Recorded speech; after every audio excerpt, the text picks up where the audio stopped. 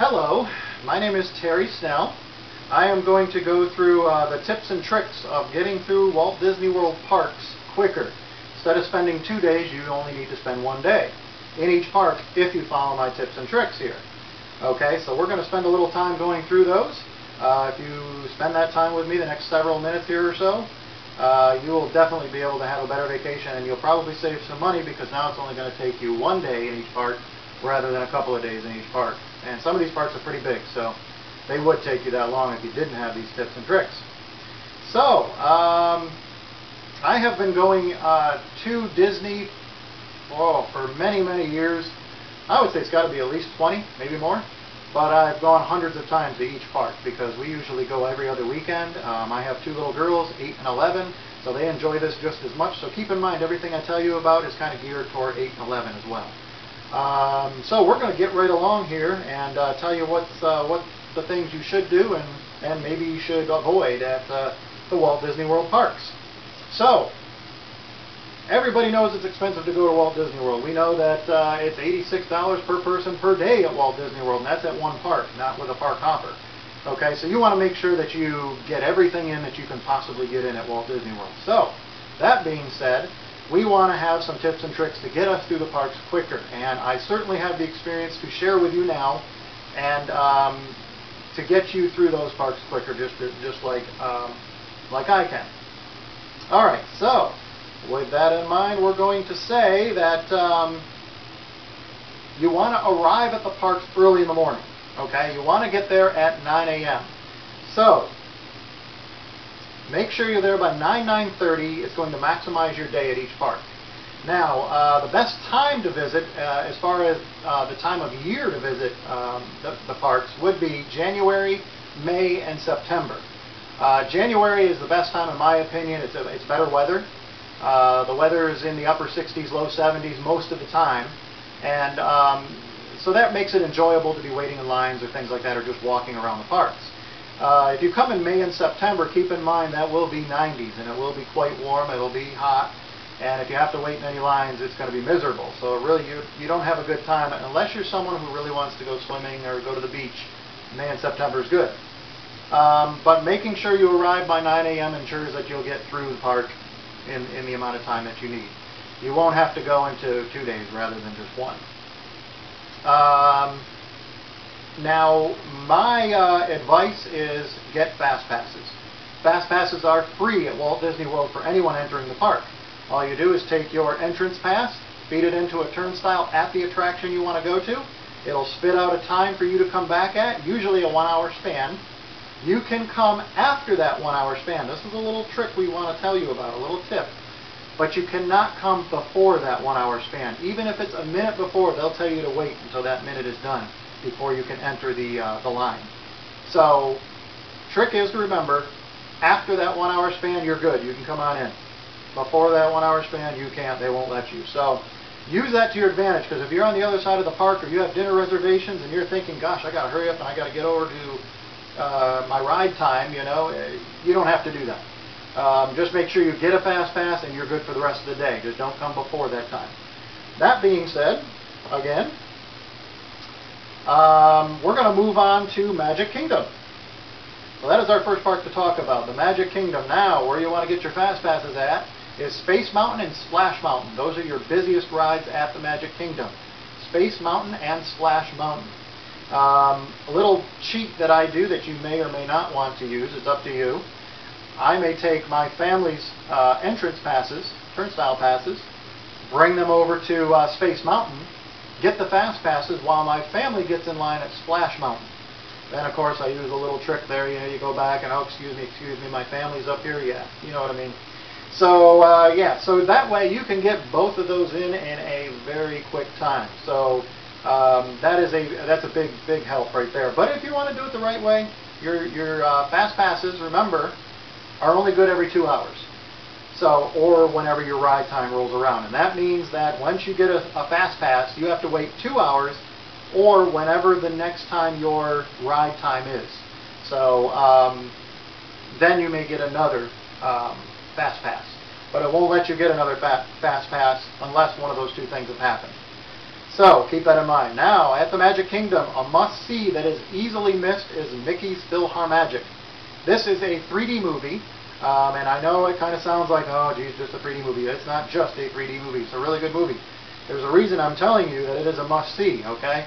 It involves all your senses, so it's not just sight and hearing what's going on, but you're also going to feel and smell things going on inside the theater. So that is something you're going to want to see. So make sure you see Mickey's PhilharMagic. That is up by the carousel and behind the castle.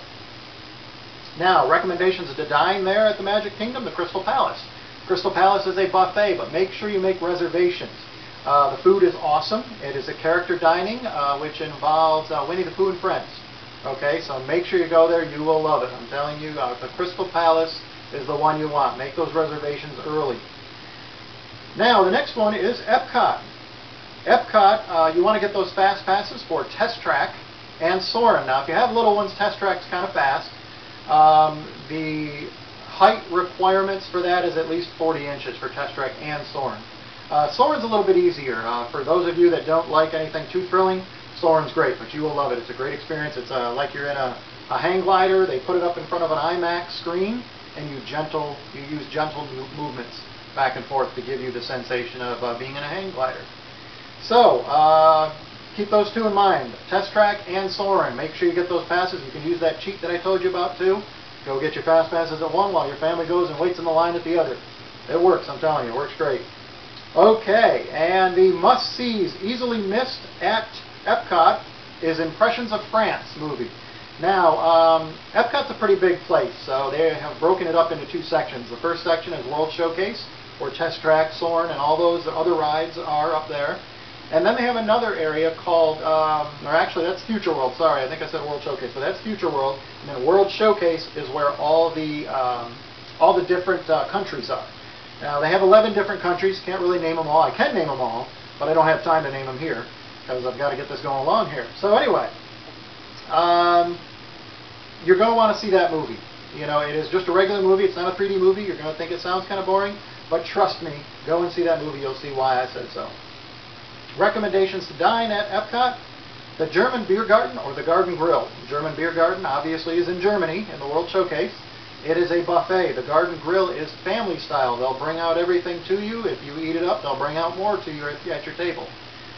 German Beer Garden is my favorite, I think, out of both of them, but we kind of changed it up a little bit to go to both.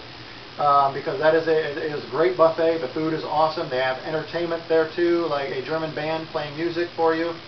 And that's every now and then, so it's not always a band playing in there too, but it's a really neat atmosphere in there.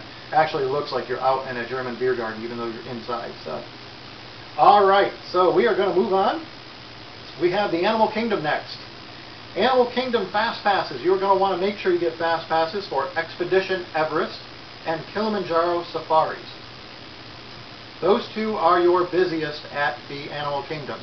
And Kilimanjaro Safaris can get quite lengthy. If you don't get that Fast Pass, it can be an hour to 2 hours. So you want to make sure you do that. Both of those, Expedition Everest is usually a little bit less of a line compared to Kilimanjaro Safari, so it kind of depends on which one you want to go get those Fast Passes for first. Alright, must-sees that are easily missed at Animal Kingdom is Dinosaur. Dinosaur is a very good ride. Now all three of these, well I should say two of the rides, Expedition Everest and Dinosaur, are a 40-inch minimum height requirement. Excuse me. And Kilimanjaro Safari is actually good for any age. Just a truck ride through a safari that looks like it's Africa. So that's an easy one. That's an easy for all ages. But Dinosaur is also a 40-inch height requirement, and it is in dark spaces. It's a ride-through kind of ride, and you go back in time to see the dinosaurs. But it can be a little scary because it's so dark at times in there for younger children. So that should be at your discretion. All right. So recommendations to dine there at the Animal Kingdom is Tusker House. Tusker House is a really good place to eat. Very good food. Excellent. It is also a buffet. They have a really big dessert table that you can take as much as you want, of course. It's also buffet-style desserts, so you would really like that. And it has a little bit of an African flair there, a little bit more African food. But for those of you who are afraid to try that kind of stuff, It has American cuisine as well. It has a good mix of both, so it's not just African cuisine. So don't think that. I'm not big on African cuisine myself, but this is really good at the Tusker House. Now, next, we will move on to Hollywood Studios.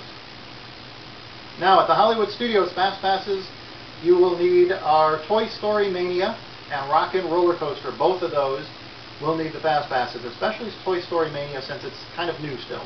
About past year or two, they just put in Toy Story Mania, and everybody goes there to try to get that ride in. So it wasn't uncommon when it first came out to be over 3 hours wait. And that's a long wait, and that can make your day kind of miserable. So make sure you get the Fast Passes there at Toy Story Mania, and Rockin' Roller Coaster is usually about an hour wait, so you might want to go there.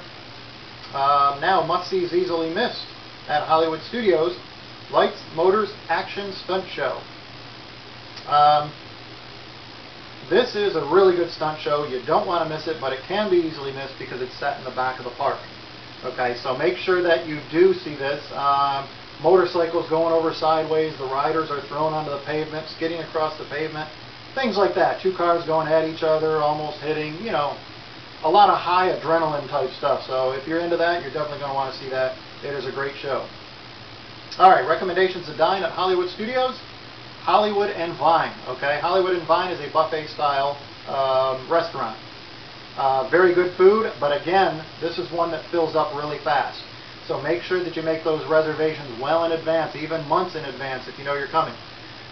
So definitely take advantage of those reservations. Hollywood and Vine is very good at the Hollywood Studios, so you're going to want to get that one. Okay, so we are just about done to, just about to wrap it up here. So what I want to talk about though is those Fast Passes. Remember, they're free. Pick those up.